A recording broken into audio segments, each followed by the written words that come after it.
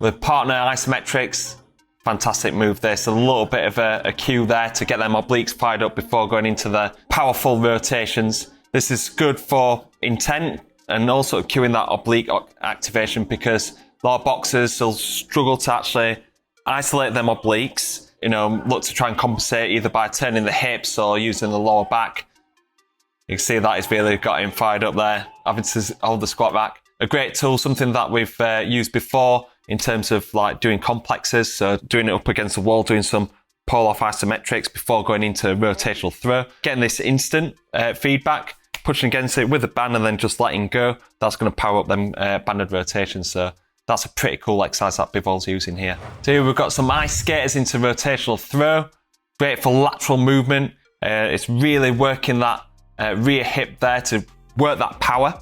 So it's loading up that rear hip, driving through, and also driving that into some trunk rotation as well. This is particularly good for Bivol because when you look at his footwork, he does like go from back foot to forward foot a lot, using that balance for his offensive and defensive movements. He's seen this in the Canelo fight where he had Canelo basically pinned up against the ropes, staying out of danger as well. So this is where you can see strength and conditioning having a direct effect onto his boxing performance. Another one here is you can see that not only is it working that rear hip rotation that can transfer to backhand power, you also got the braking force of the front leg, creating more momentum for that front leg to basically to control. And this is really important, again, with Bivol going into offensive actions. That braking leg is really important to be able to transfer that force, but also not be able to lean over that front leg. As you can see that Bivol is maintaining that posture even though he's hopping onto that front leg with some force, some action.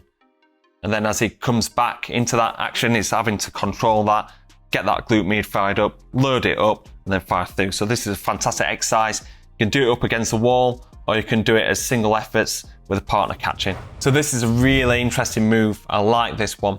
It's separating the upper body and lower body, which is fantastic for kinetic chain sequencing. It's challenging that rotational function and that momentum. That bar is swinging round and all his legs are either one turning or turn out. And his glutes have really got to switch on with this. I've got a few ideas how you can progress to this, because this is quite an advanced move. Like, do this with 20 kilo, I think is pretty challenging. So here are a few different progressions that we do quite often.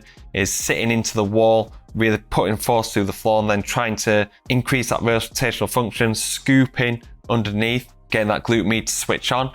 Then you can transfer that into doing it with either bands, or you can do it with a medicine ball before you move on to the Olympic bar. But yeah, great exercise. I think I'm going to steal this one and put it into the boxing science program. So like I just said, like it's Russian training and it's American training, very different. I can see in the background that looks like it is in Russia, but the style of training as well. There's actually some old video footage, I think it's like Russian 1950s, where they got the amateur boxers doing these med ball throws and doing this kind of activity. So this is really traditional boxing training, working on that rotation.